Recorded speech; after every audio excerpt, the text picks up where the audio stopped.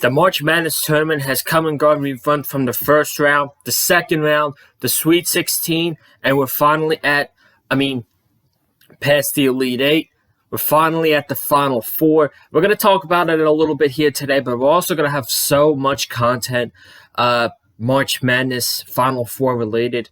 Now, I'm on spring break this week, thank God. But we're going to talk about this past weekend's games, the Elite Eight, the Sweet 16, the four teams in the Final Four, Villanova, Kansas, my North Carolina Tar Heels, and Duke, all setting up Saturday night.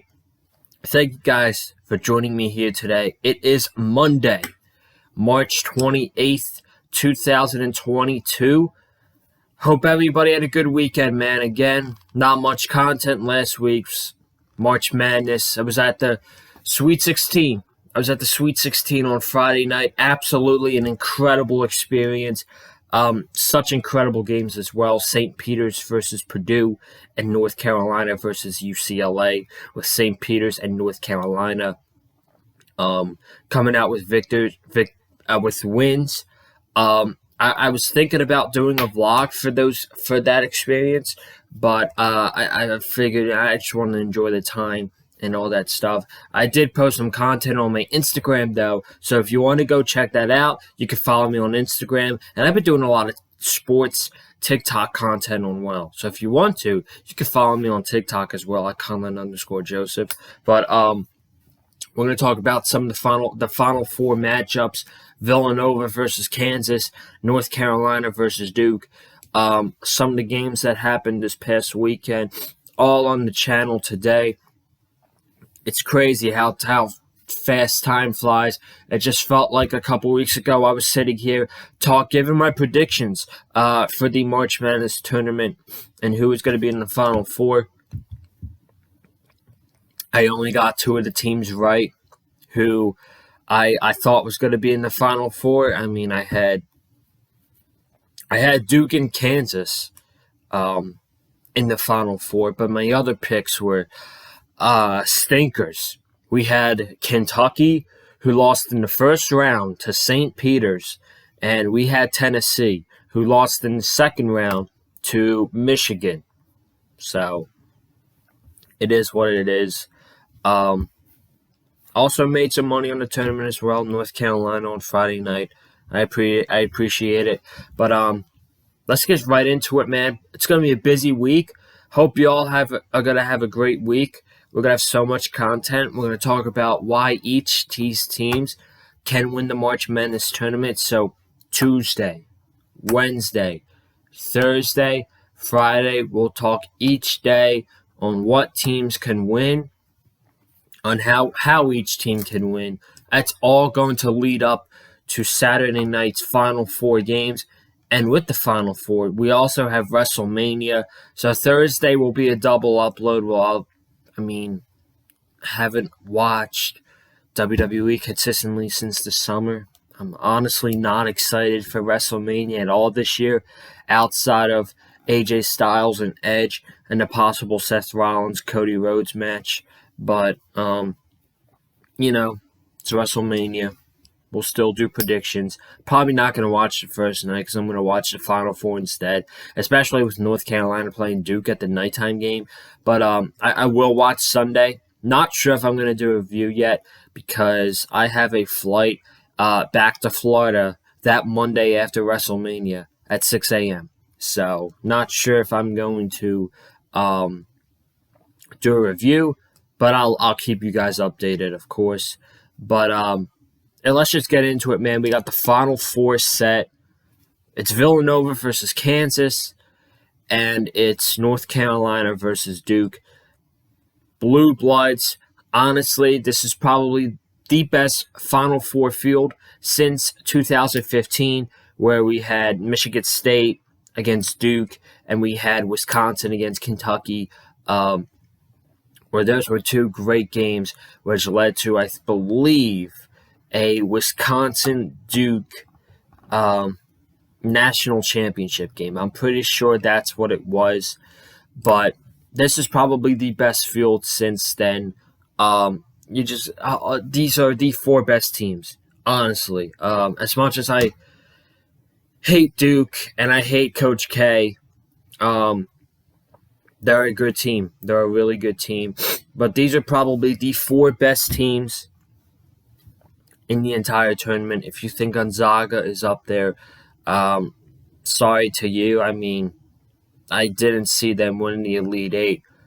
And I wasn't shocked when they lost to Arkansas in the Sweet 16. I mean, they are so good during the regular season. And then just when it's the big time, March Madness, they choke. It happens every season. And really going into that Sweet 16 game against Arkansas, they did not have a good tournament. They beat Georgia State, but they were losing to Georgia State at points in the game. And then they broke away, ended up scoring over 90 points to Georgia State. And then they beat Memphis by 4. They were down by 10 at halftime. And Arkansas just got the best of them. And quite frankly, I was very happy to see that. But unfortunately, Arkansas came up really short against Duke. Once they were down 12 at halftime, I kind of figured that game was over. So there really wasn't nothing to talk about that game against Duke. It was really nothing to talk about with these Elite Eight games. They were very uneventful.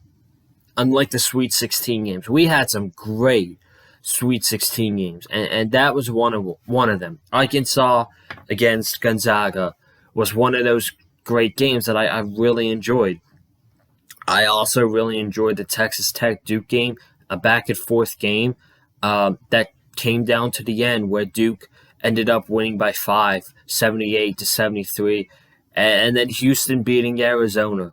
I had Arizona winning. I wasn't shocked, though. I was not shocked at all. Houston had a great defensive game plan for Arizona, and they really shut down their big stars and held them to 60 points. And that's pretty incredible in my opinion.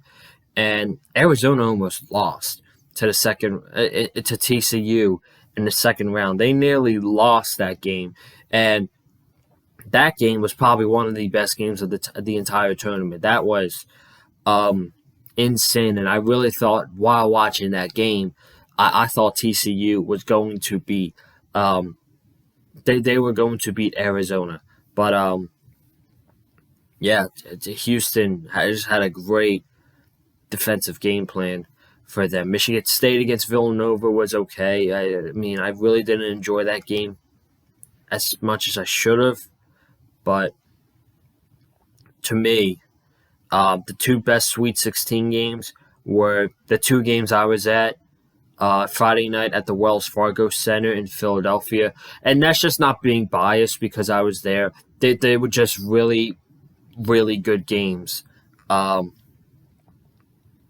St. Peter's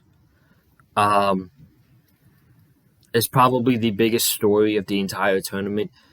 That's the main topic, is this incredible run that St. Peter's went on. Everybody is going to remember what St. Peter's did. I'm not going to forget this. I will never forget this. I'll never forget seeing them advance to the Elite Eight. The first ever 15 seed to advance to the Elite Eight, and then got blown out by North Carolina, which wasn't surprised. But man, that game on Friday, everybody in that arena, including North Carolina fans and UCLA fans, was cheering for St. Peter's. Everybody was cheering for St. Peter's outside of the Purdue fans, and they had a great game plan for Jaden Ivey and Zach Edey.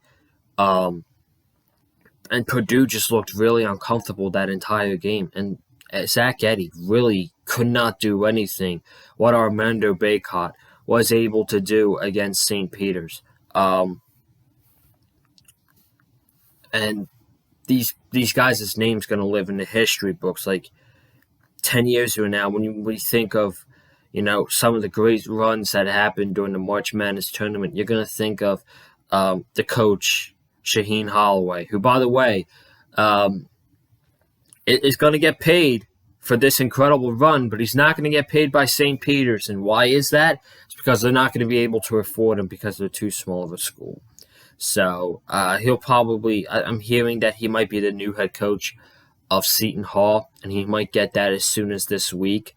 But yeah, he will get paid for sure, but he's not going to get paid by St. Peter's because they're not going to be able to afford him. So, but we're going to remember these players: Doug Geddert, Clarence Rupert, Matthew Lee, Daryl Banks III, Murray, the guard. You're going to remember these guys for a very long time. And I think when we think of best Cinderella runs, personally for me, I mean, it's very debatable. It is very, very debatable between Loyola Chicago and St. Peter's this year's run. Loyola Chicago, when they made their run to the Final Four, and Sister Jean, and they I think they were an 11 seed, but I mean they beat some great teams that season. So, yeah, they had a great run, but it's close. It's close between St. Peter's and Loyola Chicago.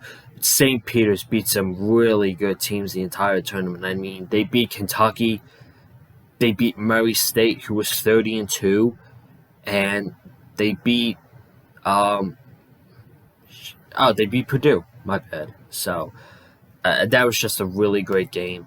And then the North Carolina UCLA game, so stressful. It was really stressful to watch. My Tar Heels were down the entire game. We were down 31-28 at halftime, and I thought we were lucky to be only down by 3 at halftime against UCLA. They controlled 90% of that game.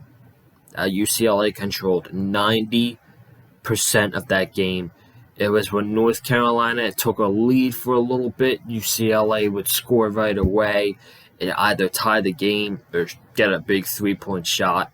It's just when North Carolina took a lead for a brief second, UCLA took it right back. They played a good game. They got a good lineup. They're a really good team. Johnny Juzang, Jaime Jaquez, Jules Bernard, Tiger Campbell. I mean, my whole thing the entire tournament was North Carolina. This is North Carolina's region. The East region is North Carolina's region, but I'd be mistaken to say if I didn't think that UCLA had a good chance to beat North Carolina, and they were up the entire game.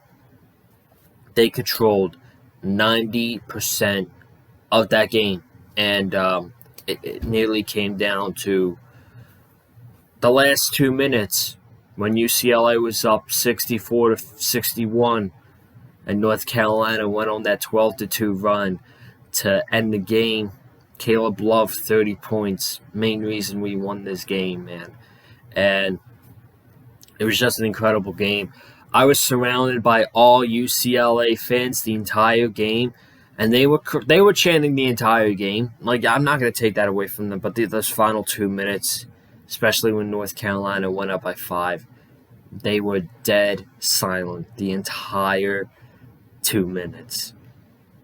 Like, in shock. And there's no better feeling when you have a fan base that's loud the entire game, and then when they blow the game, it's just dead silence. Dead silence. So,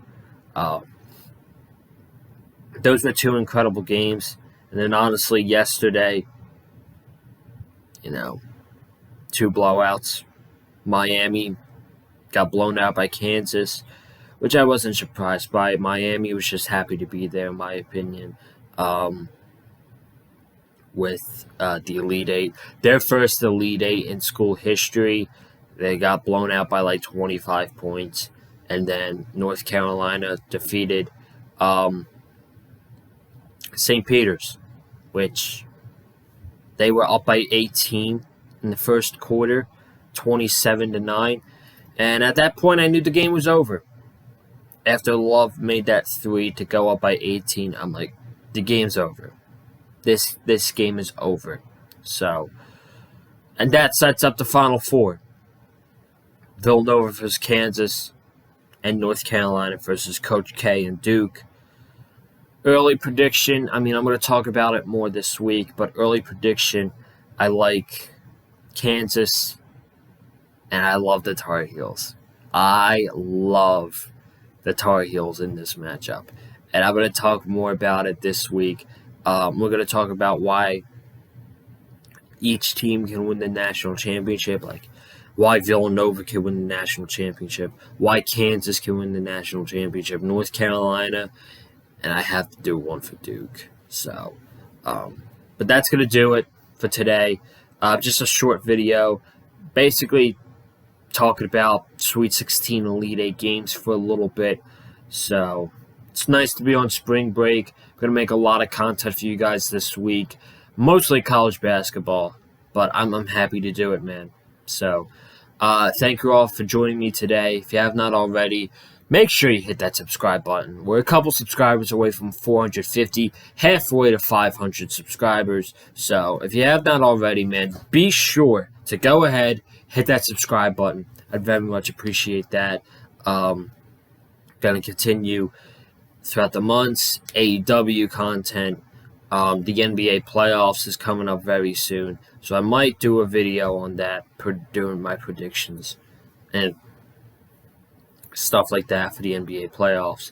But, yeah, be sure to subscribe to the channel, comment down below, all that good stuff. Hit the like button if you like what you heard from me in today's video. Follow me on Twitter and Instagram as well, at Colin_Joseph. And guys, I'll see you tomorrow with another college basketball video, building this week up all the way until Saturday night's Final Four. So you guys have a good one. Stay safe, and as always, stay classy. We out. Peace.